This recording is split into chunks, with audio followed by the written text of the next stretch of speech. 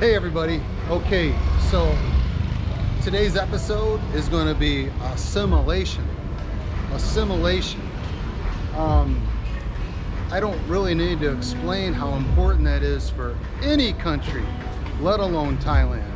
Assimilation, and it takes place on different levels throughout the world, I'm sure. I've been to 12 different countries, and the mantra, the theme that I'm gonna give to you is kind of a microcosm. An example would be, in short, best advice, when in Rome, do as Romans do. This is Central Mall. Central Mall is located in the middle of Patong, and it's next to everything, the beach, food menus, restaurants, big and small, basic, extravagant, and hotel genres, entertainment genres, anything you find in a big city, you're gonna find it right here. So Central World, and then we're gonna go to across the street, which is called Junselin Mall, and I'll go into that when we get over there, and I'll show you that. But I'm gonna walk and talk as we shop, window shop. I'm not gonna buy anything, except I'm gonna have one secret item that I absolutely have to have, and I'll wait till the end of the episode to show you. Assimilation. So, giving you a couple of perspectives on assimilation. I mean, if you come here, do you want to know how to act? Oh, I already know how to act. Well, okay, yes, you're a normal person, you're just here on holiday, or they call it holiday, I call it vacation. So I'm getting used to that. I'm like, holiday? Holiday is Christmas, Easter, Thanksgiving. Okay, hold on, Mike, assimilate. Know where you're at. They call it holiday. So I call it holiday now. So let's go into Central World Mall, and I'll walk and talk with you. Assimilation, one big thing that I've noticed is liability. So, for example, look at these floors. There's, I mean, aside from marble, I think that might be marble. Tens of thousands of, you know, by the time we're done, it's millions of dollars of tile you're gonna see. But if you were to walk in here with no shoes on, and your feet were wet because you just walked in from the ocean, and you slipped and you cracked your head open, in America, you're gonna settle out for about 10,000, even if it's your fault. Here, you're on your own. Literally, there's no judge or lawyer. It's going to be open to liability negotiation here. The cops are going to come, and you're going to say, well, I want a police report, and they're going to go, well, we'll get you to the hospital. Do you have insurance? That's the other thing too. They're not going to shake you down for insurance before you're let loose in the country. You're going to be, you know, assumed that you're going to take care of yourself, that you're going to have a visa to cover your medical expenses. It's the same way in Mexico. It was the same way in the Philippines. Only in America that, you know, you get hurt on the fly, and they have to. They have to. And courtesy of the taxpayers, somewhere filtered down the line, you know, you probably can leave the country without having to pay. So here, you're on your own. You hit your head, then the cops, if they hear you complain about it, they're just gonna say, hey, you're the one that hit your head. You're the one that couldn't stand on your own 2 feet. Everybody else seems to be fine to me. Case closed. There is no such thing as a case. So I did an episode on navigating traffic. When we was navigating traffic, I was bobbing and weaving outside of traffic. Yeah, it looked dangerous.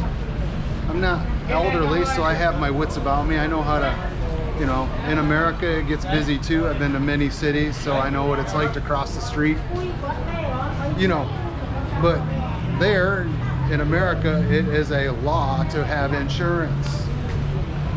Here, I mean, they have insurance for accidents, but as far as medical stuff, you get hit, you're gonna make the news. That's it. After that, there's no, I mean, you can try once in a blue moon, you know, it's completely blatant, like a tourist company takes you out and they forget you and you get eaten by a shark. Then the family might have a case because of public outcry. But, you know, when it comes between the lines here and it's between you, the Thais, the cops, it stops there. Be careful. Assimilation, liability, you know.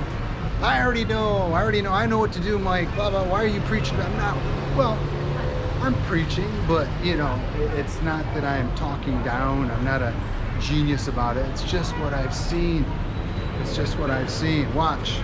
You'll read about me in 2 weeks after, you know, I come up missing and it'll say that I was hit by a car, right? That's my luck. Or I slipped in the shower and I cracked my head open. I'm in a coma. So you can start a GoFundMe if you hear about that.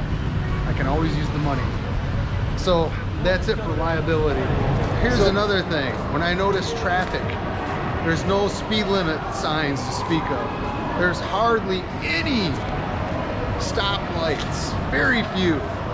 I mean, there's hardly any here in Patong. Everywhere we've gone, I mean, I've walked around on streets and stuff, and guess what? I don't see any stoplights, no speed limit signs, and the traffic is crazy, but they work together as a team. You take a glance at that and you think, well, that's a scene from Mad Max, or, you know, only the strong survive, or you're on your own. No, you are forced to work together as a team. Nobody honks. They have a code here, but it's not about being angry with somebody. One honk means I'm close to you, watch out. It's a courtesy. Two honks is something along the lines of you're getting too close to me. And then three honks is like, get out of my way, it's an emergency. And everybody does. It's an honor system. In America, if there's ambulance lights going on, then people are supposed to go off to the side of the road and wait till that business goes past. Here, I just described it to you, okay? If there's three honks and that, you know, there's something going on with that person and it's an honor system, you need to get out of their way. You gotta work together as a team here. So we're taking a walk through the mall. I wanna show you a really cool perspective.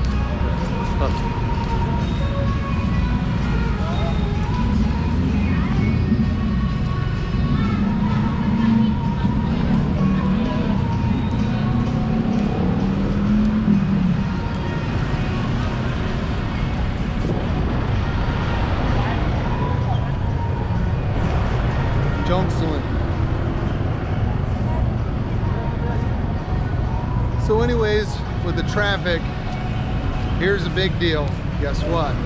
In America, people are really all about, not everybody, but, you know, there's road rage, there's people cutting people off, and then of course there's the middle finger, right? Okay, in America, how should I say, assimilation. Road rage is not allowed here. It's not understood here. Don't even think about trying it. And if you want to flip somebody off, they know what the bird is, but watch out, okay? Because you're not supposed to offend a person, especially a person of Thai nationality. They don't come around, they don't walk around strutting their stuff.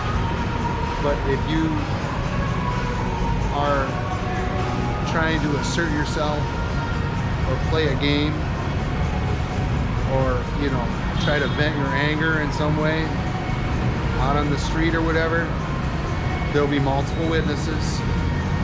you'll be reported. Maybe they won't find you. There's cops usually everywhere.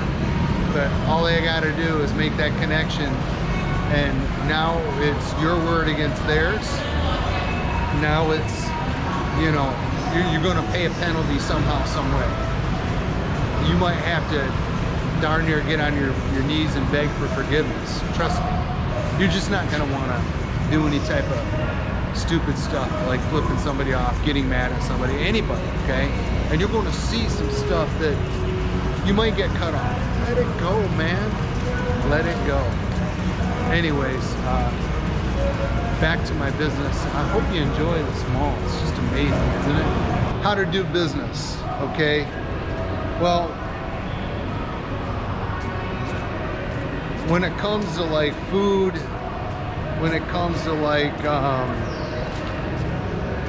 menu, there's no bartering, okay? You can't come in that this is a third world country mentality. Does this look third world to you? Okay. Don't second guess yourself. So with taxi drivers, yeah, you can go and you can talk to them about price, go back and forth. If you're not happy, you can go to another taxi driver and another. And yeah, if you got the patience, you'll find a better deal. You can do that. That bartering's okay. As far as they have trips, there's trips that you can go on where they pick you up in the morning. You can go scuba diving. I've done that. You can go on a snorkeling tour. You can go on a day trip, island hopping they call it. And yeah, the hotels will offer those, and they get you know, a commission off the top, so they can wheel into you. Don't be surprised if you go up and they're going to say, okay, it's 4,500 baht, which is over $100 a person for an all-day excursion, 3 islands, pick you up at 7:30, get you back at 4:30, 4,500. When you say, okay, I'm going to shop around, well, it's Monday and they got till Friday, and they'll say, hey, hold on, you know what, I misspoke. Let's go 4,000 or 3,500. Okay, I'll do that. That kind of bartering will take place. But just like your normal like retail items, you go into like a shop where they're selling t-shirts, sunglasses. Yeah, you know, you can ask them. You can ask them if you want to drop the price. They're usually given a pretty good price from the beginning, so there's no need to do that. It's so inexpensive here to live. One of the topics that I want to discuss about assimilation is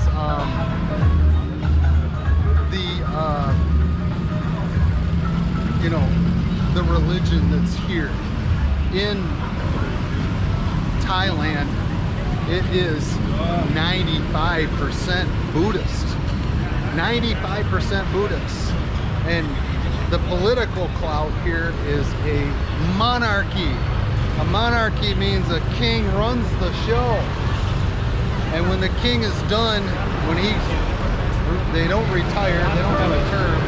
When they decide to, or they pass away, they pass the reins on ahead of time to someone in the family usually, so that they can continue the power within the family. It works very well here. The king is a huge capitalist. He's flanked on 2 sides by 2 countries that are communist countries, and then 1 country that's in big trouble militarily. They run it by military, but you know, he's got it going on here, man. Does this look third world to you? He's a capitalist, man. He's full on low to nil taxes, cash and carry. Let the people do what they want as long as they ain't breaking the law. Don't you wish it was like that in America? And so anyways, you see a lot of happy faces. Thailand is called the land of smiles. Really? The land of smiles? Wouldn't we love to have that reputation in America? So religion is, it's huge here. It's Buddhist. I'm not familiar with it. I go to the temples. I'm a Christian. I'm Catholic. I'm never going to give up that faith. I found a Catholic church. It's about 2 kilometers down here, and I usually walk or take a taxi depending if I'm late or not, and I enjoy it. The priest is from the Philippines.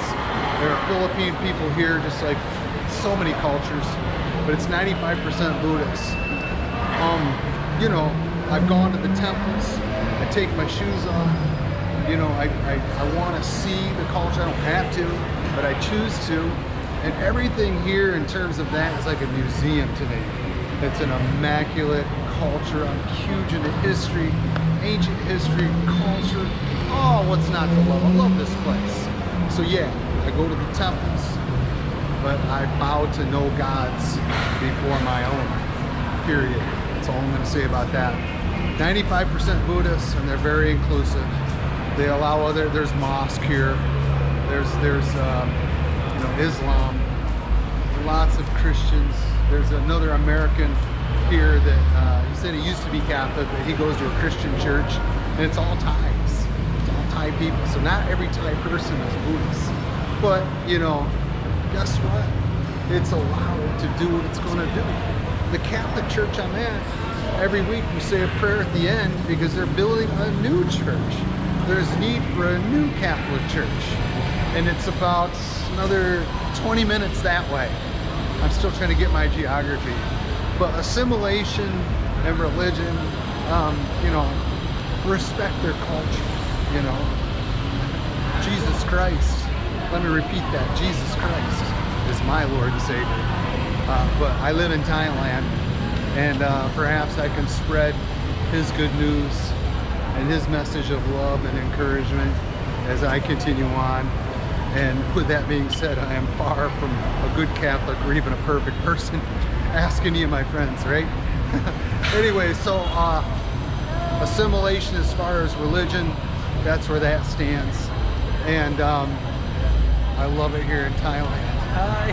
Hey, yeah, thank you. What the worst case scenario of this note of assimilation is, there's a phenomena out there, what I thought might be an urban legend, but I checked it out. It's not an urban legend.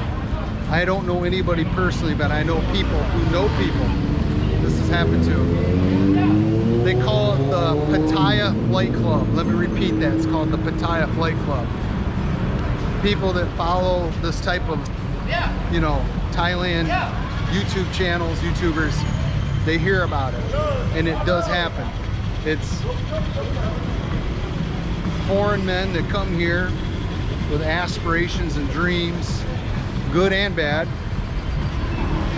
and they end up taking their own life.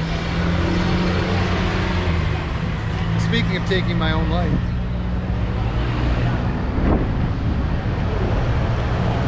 just got to keep your eye out for everything that's around you. Okay, Central. Junselin. At least I think it's called Junselin. So the Paya Flight Club is reference to where a man, foreign man, will jump off the balcony of where he's living, or the top of a building, top of a hotel, and usually over a female. People are quick to blame the females here, but they're not the ones making all the decisions. The man enters into a relationship. They want to believe that they're in love, you know, whatever, or they're putting money up. They want to buy a bar here. Okay, they want to buy a nightclub here. They want to, I mean, you'd get in trouble with that. There's all kinds of liability there in your own home country, let alone come here and get caught up in the glitz of doing such a business. Well, all I can say is this. When I worked at the prison for several, I guess many years, over a decade, I was told at the beginning of my career that if you stick to the shadows, if you stay in your own lane, you're going to have a long and successful career. Well, I mean, I was guilty of not staying in my lane. I was guilty of getting into it with prisoners and going a little too crazy, trying to write tickets and trying to, you know, enforce rules. I mean, that's all to your discretion. Well, I got better at taking that advice towards the end of my career. It got more peaceful. Through fruition, through my age, it got better peaceful-wise in a very volatile environment, as you would imagine. Here in Thailand, it's mostly a great vibe culture. So again, when in Rome, do as Romans do. When in Thailand, do as Thais do, okay? They're not doing or asking of themselves any more than they would ask of you. But then once in a while, you'll see some overtness here. A group of guys that wants to come here on a drinking tour. Well, they better keep it just as a drinking tour, because if they start getting out of their lane, they're gonna get educated in a hurry. They might be misunderstanding how nice things can be here, because it can be not nice, you know, at some point too. Anyways, well, today is Friday evening. It's about 4:20. It gets dark. It's starting to get dark now. Let's see here. At 6:30, it'll be dark. By 6:45, it'll be black. Okay, which is fine. So I'm really enjoying my retirement, and it's easy to get along with. Enjoy the climate. I'm at Jungsulan Mall. Okay, I forgot. We need to go to that place I was telling you about. The business, my favorite business. This is very important business, so I want you to stay till the end. You know what assimilation is? That means you go to somebody's country and you want to fit in. Okay? You want to fit in and you want to be happy about it. You know, you want to do it handsomely. Okay? Anyways, not that it's going to be a perfect world, but assimilation is playing the part, you know, willfully, happily, to do the right thing. And then at the end of the episode, I got some very serious business that I want to do and show you. In fact, we're going to do that serious business right now. Are you ready? I told you about that serious business. I told you to wait around because it's very serious. Oh my gosh, hold on, I gotta check this out. You know, I didn't know this.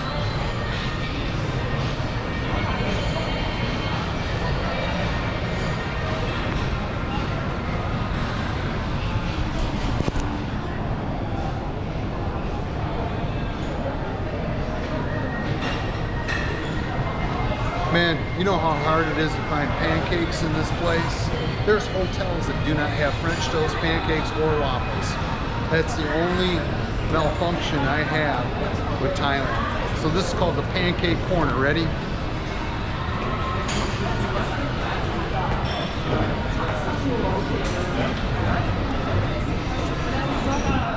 I love pancakes, and I just stumbled onto this.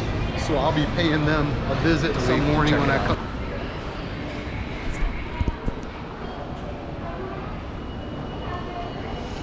Yep, you got that right, Dunkin' Donuts. I gotta have donuts with my coffee in the morning, so they're really good here.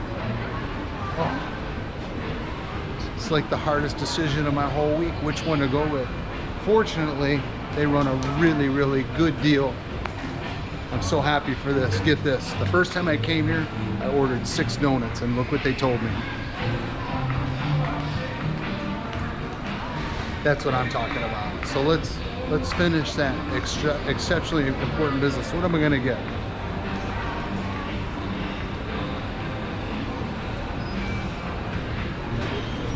Hi. Hey, how are you? Good, thank you. I'm back again. You remember me, right? Yes. Is it still buy 6 and get 6 Yeah. free? I'm so happy. Let's go ahead and do that, please. Okay, 2 of the blueberry. Actually make it 3. 3 strawberry.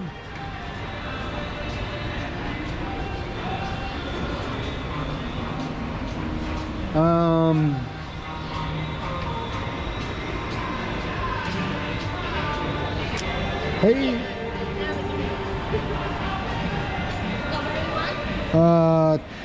3 of the strawberry flour and 3 of the chocolate, and that'll do it.